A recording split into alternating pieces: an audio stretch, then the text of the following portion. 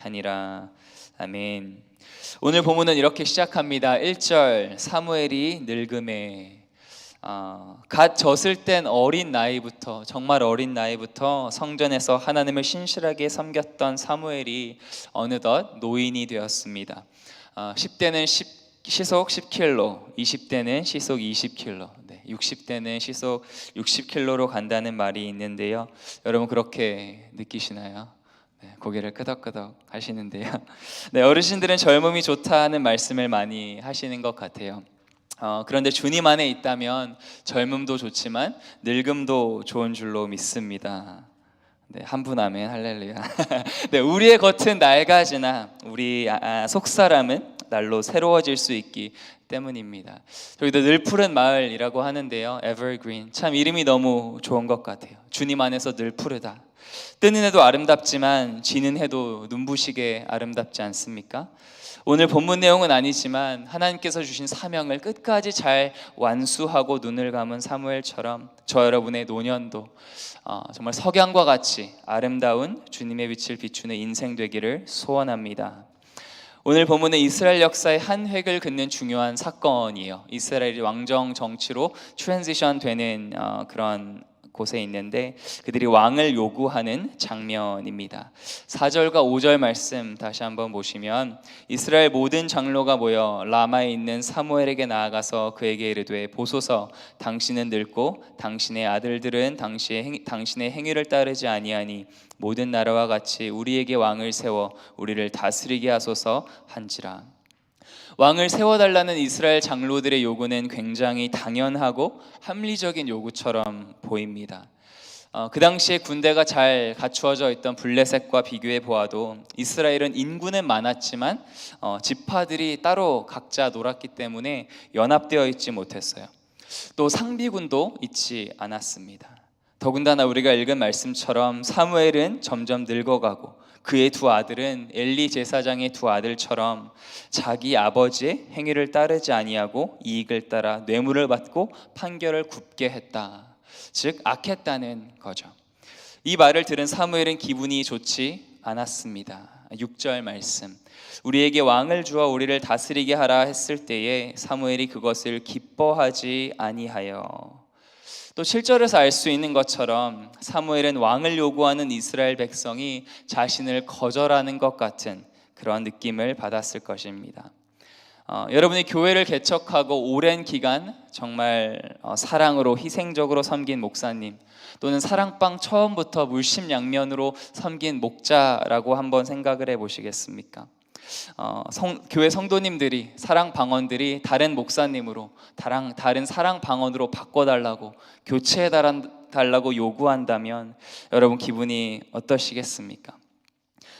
이스라엘 백성의 요구, 정말 평생 동안 신실하게 이스라엘 백성들을 섬긴 사무엘, 교체해달라고, 당신 필요 없다고, 왕을 세워달라고 말하는 이스라엘 백성의 요구를 들으며 사무엘은 섭섭하고 슬프고 화도 나지 않았을까요?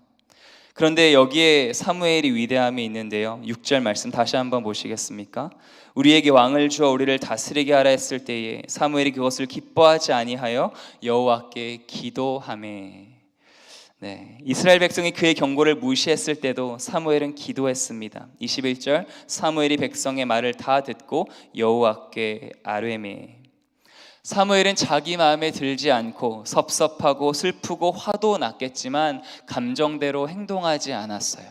하나님 앞에 나아가 기도했습니다.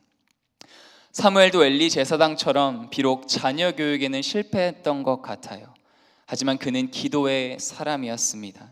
이것이 사무엘이 위대함인 것 같습니다. 12장에 나오는 고별 설교에서도 사무엘은 이스라엘 백성을 위하여 기도하기를 쉬는 죄를 여호와 앞에 범하지 않겠다고 고백합니다.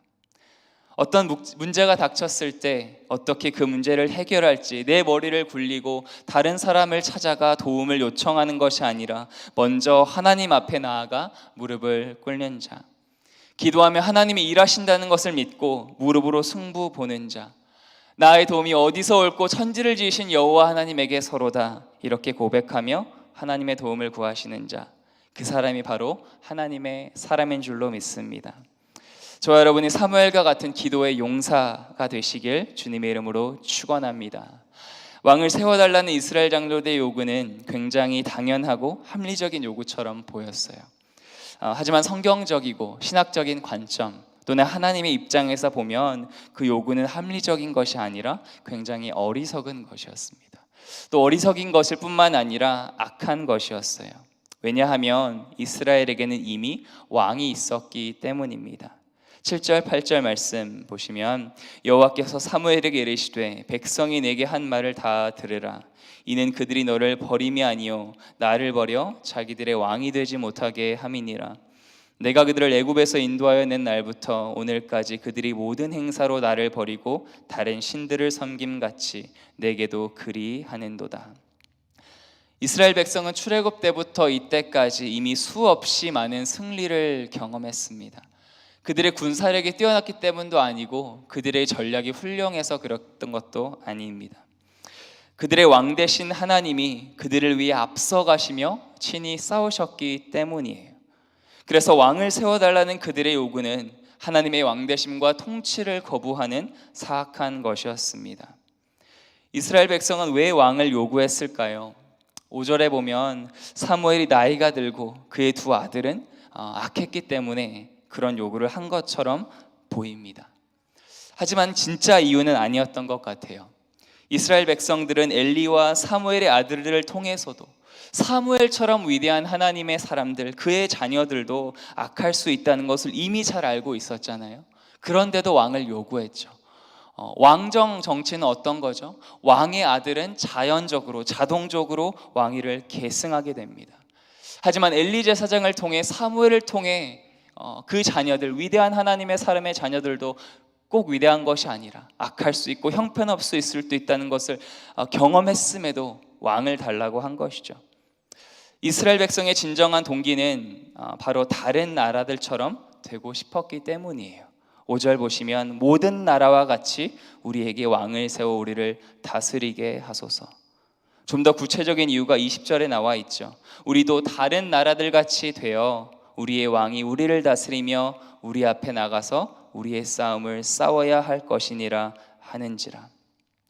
이스라엘 백성이 원하는 왕은 유능한 군사적인 리더였습니다. 눈에 보이는, 내가 볼 수 있고 믿을 수 있고 나를 앞서가며 전쟁의 승리를 이끌어줄 그런 왕이었어요. 그런 왕이 안전과 안정, 성공을 가져다 줄 것이라고 생각했습니다. 우리 모두도 동일한 유혹을 받는 것 같습니다.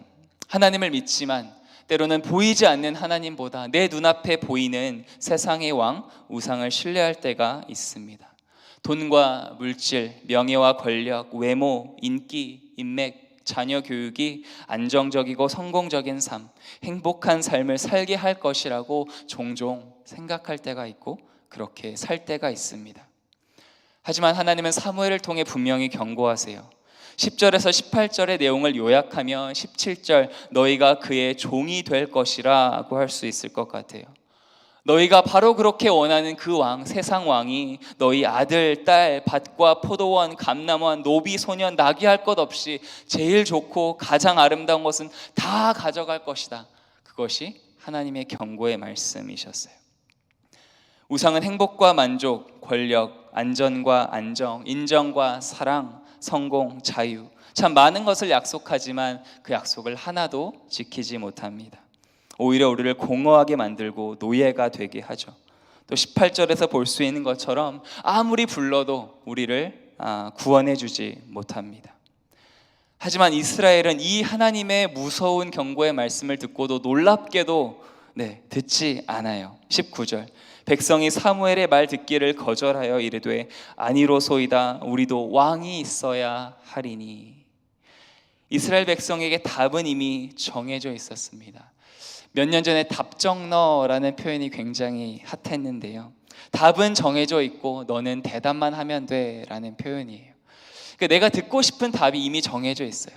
그래서 그 사람에게 계속 물어보지만 나 오늘 어때? 이뻐? 얘기하는데 이쁘단 말을 들을 때까지 이 대화가 끝나지 않는 거예요. 답은 이미 정해져 있어요. 나는 이쁘고 너는 내가 이쁘다고 하면 돼. 그렇게 말하는 거예요. 답은 이미 정해져 있다. 하나님이 우리 삶의 진정한 왕이시라면 우리는 어떻게 살아야 되죠? 답정너. 하나님은 저는 답이 정해져 있으니 이렇게 살겠으니 하나님은 그냥 내가 하는 대로 해주세요가 아니죠.